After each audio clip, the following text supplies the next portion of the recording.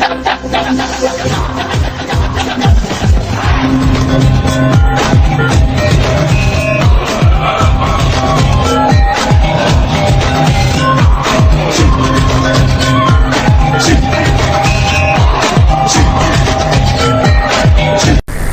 terhormat guru besar kita, Profesor Dr. Muhyiddin Shah, MID, yang terhormat Bapak Ibu guru, pengawas, serta mahasiswa, hari ini kita bersama guru besar kita. Seperti yang saya pantau di Google, begitu luas pandangan Prof. Muhyiddin. Yang terhormat dan yang kami muliakan Profesor Dr. Muhyiddin Shah, MED, guru besar kita, alhamdulillah sudah berkenan hadir pada acara pagi ini, akan di-sharingkan dengan mahasiswa pengalaman beliau yang sangat luar biasa. Saya diminta untuk membuka acara ini dengan mengucapkan Bismillahirrahmanirrahim, acara kuliah umum dengan tema konsep diri guru, Teacher Self Concept. Dengan ini saya buka. Konsep yang dalam bahasa Arab disebut mafhum itu secara harfiah artinya yang dipahami, yang dipersepsi. Yang dimaksud dengan self concept secara sederhana ialah pandangan seseorang terhadap dirinya sendiri. Setiap orang pasti punya konsep diri. Kompetensi guru, dosen, pelatih, kiai, siapa yang mendidik, itu ada 3, tidak ada yang aneh. 1, kompetensi ranah cipta. 2, kompetensi ranah rasa atau ranah afektif. Yang ketiga, kompetensi psikomotor. Fokus kita di bagian tengah.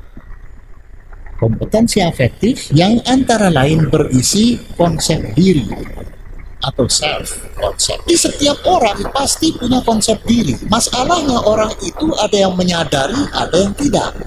Semakin positif totalitas sikap dan persepsi seorang guru terhadap dirinya sendiri, saya ulangi, terhadap dirinya sendiri, semakin berkualitas pula kepribadiannya selaku guru. Dalam self concept ada self esteem. Bahasa sederhananya dalam bahasa kita harga diri. Nah, ini ada lagi. Harga diri yang selama ini kita pahami kan berbeda dengan yang saya tulis di sini. Di Jaim. Dan harga diri itu ditunjukkan dengan cara bersikap dan berperilaku jaim. Jaga image. Emangnya lu siapa? Ngajak-ngajak gua. Nah, itu jaim kan? Harga diri secara psikologis, tingkat pandangan dan penilaian seorang guru mengenai dirinya sendiri berdasarkan prestasinya. Agak susah memahaminya, tapi suatu saat Anda pasti tahulah. Anda punya prestasi tinggi, Anda harus menempatkan ketinggian prestasi Anda itu ketika Anda melakukan tugas Anda. Bukan berarti Anda sombong. Anda menempatkan diri sebagai orang yang berprestasi tinggi. Ada tugas yang rumit, orang lain tidak bisa mengerjakannya, Anda harus mengerjakannya. Kalau Anda biarkan, self esteem Anda rendah, cuek. Jadi lihat, fokus self esteem terletak pada ketepatan penilaian atau taksiran guru terhadap kualitas dirinya sendiri, yang merupakan bagian terpenting dari self concept. Dengan demikian tidak ada self concept tanpa self esteem. Anda yang berprestasi kurang memadai, tahu diri. Anda berhubungan dengan orang-orang yang berprestasi tinggi, tiba-tiba Anda datang, prestasi Anda biasa saja, mengerjakan sesuatu, katakan penelitian, berhenti, kecuali kalau Anda mau belajar. Kenapa? Karena itu berarti Anda salah menempatkan diri, salah ber-self esteem. Sekarang kita lihat indikator.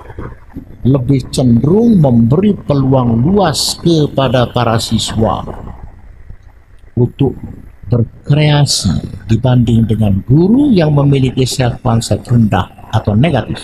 Guru yang memiliki self concept rendah biasanya lebih banyak berkhutbah, ngoceh saja, bacewe sorangan di kelas, dan tidak memberi peluang kepada siswa untuk berkreasi, seperti bertanya atau menyampaikan pendapat. Tidak ada peluang. Akibatnya apa? Para siswa menjadi komunitas bisu di kelas. Jangan membuat mereka cemas, jangan membuat mereka ragu-ragu, dan ini yang lebih penting, jangan membuat mereka tidak percaya bahwa kita ini guru mereka yang pintar, yang benar, yang baik. Kunci itu, sehingga mereka senang, menyenangi kita. Begitu murid tidak menyenangi kita, hampir bisa dipastikan mata pelajaran kita juga akan tidak disenangi. Guru itu harus rapi, kalau perlu wangi. Yang kedua, memiliki harga diri yang tinggi atau positif. Dia tahu menempatkan dirinya bahwa dia berprestasi sedang-sedang saja. Dia tahu menempatkan dirinya dia berprestasi tinggi. Dengan demikian dia akan menyadari kalau baru sedang-sedang saja, dia belajar, dia berdiskusi dengan teman supaya prestasinya meningkat. Begitu. Yang ketiga, berani mengajar, mendorong dan membantu dengan sekuat tenaga para siswanya agar maju atau lebih maju. Jadi jangan menghambat kemajuan mereka. Sedapat mungkin sebaliknya, kita dorong mereka supaya benar-benar maju. Cirinya apa orang maju? Orang maju itu ciri utamanya berubah. Dan karena berubah, dia berbeda. Tidak ada kemajuan tanpa perbedaan. Jadi kalau Anda mau maju, Anda harus berani berbeda. Supaya Anda berbeda, Anda harus berubah. Sekarang apa signifikansinya? Banyak, tetapi menurut saya yang paling menonjol dan sangat perlu untuk diketahui oleh kita semua ialah, pertama, konsep diri guru itu berpengaruh terhadap keyakinan dan perilaku guru. Guru yang salah dalam berkonsep diri atau guru yang konsep dirinya rendah, keyakinannya akan rendah. Kalau dia guru bahasa Inggris, keyakinan bahwa dia guru bahasa Inggris. Lalu dia berperilaku sebagai guru bahasa Inggris. Kalau rendah, perilakunya rendah lagi. Kalau rendah, konsep dirinya, keyakinannya sebagai guru bahasa Inggris rendah lagi. Begitu sebaliknya. Yang kedua, berpengaruh terhadap empati. Empathy. Empati itu perasaan terlibat dengan pikiran dan perasaan orang lain. Mereka sedih, kita ikut sedih. Nah, itu namanya empati. Nah, guru yang baik ialah guru yang punya empati, tidak cuek. Kalau ada masalah, diadvokasi oleh guru, dibantu untuk menyelesaikan masalah itu. Gitu ya. Jadi guru itu juga advokat dalam tanda kutip. Guru itu pengacara dalam tanda kutip. Gak boleh guru cuek. Yang keempat, berpengaruh terhadap kepercayaan dan penghargaan siswa terhadap guru dan sekolah. Ini ada dampaknya terhadap sikap murid. Murid itu akan menghargai guru yang berkonsep diri tinggi dan menghargai sekolah tempat dia belajar. Kan cara begitu, saya masuk sekolah di Madrasah Aliyah Alhamdulillah, katakan Sukabumi ada madrasah Alhamdulillah, senang saya, sekolah itu bagus, gurunya ganteng-ganteng, cantik-cantik, pintar-pintar. Kalau konsep diri gurunya rendah, murid akan cuek terhadap sekolahnya. Oh, aing masa sekolah di SMA bla bla atau balik gitu. Guruna kunaon, rau kelek. Coba, ya guru parau kelek kayaknya. Sekarang bagaimana cara kita meningkatkan konsep diri? Tidak sulit. Yang penting Anda mau terus belajar dan mengupdate pengetahuan. Jangan karena Anda sudah pintar di bidang X, Anda berhenti belajar. X itu bisa plus. Tahun ini plus 1, tahun depan plus 2. Itu perlunya Anda mengupdate pengetahuan. Tinggalan zaman nanti kita. Mencapai prestasi akademik setinggi-tingginya. Jangan takut menjadi orang terbaik. Anda harus senang. Berusahalah menjadi orang paling pintar. Tanpa perlu mengatakan, saya paling pintar, saya paling pintar. Anda minimal perlu menguasai teknologi informasi dan komunikasi yang berhubungan dengan proses belajar Anda. Apa itu? Ya, bikin slide PowerPoint, mencari orang dan materi dalam Google, ya, membuka YouTube yang berhubungan dengan pelajaran atau prodi Anda. Minimal. Oke. Anda masuk Google, tulis nama akan muncul. Cari saja, telusuri saja yang Anda perlukan. Apa? Belajar. Anda juga dapat mengetahui orang. Kalau Anda kenal ada Dr. X, cari di Google Dr. X. Apa, siapa, di mana. Kalau Anda tahu ada buku baru berjudul bla bla bla, Anda cari di Google, tulis bla bla bla, klik. Ada nggak? Kalau ada, berarti buku itu sudah laku dan sudah melakukan penetrasi pasar.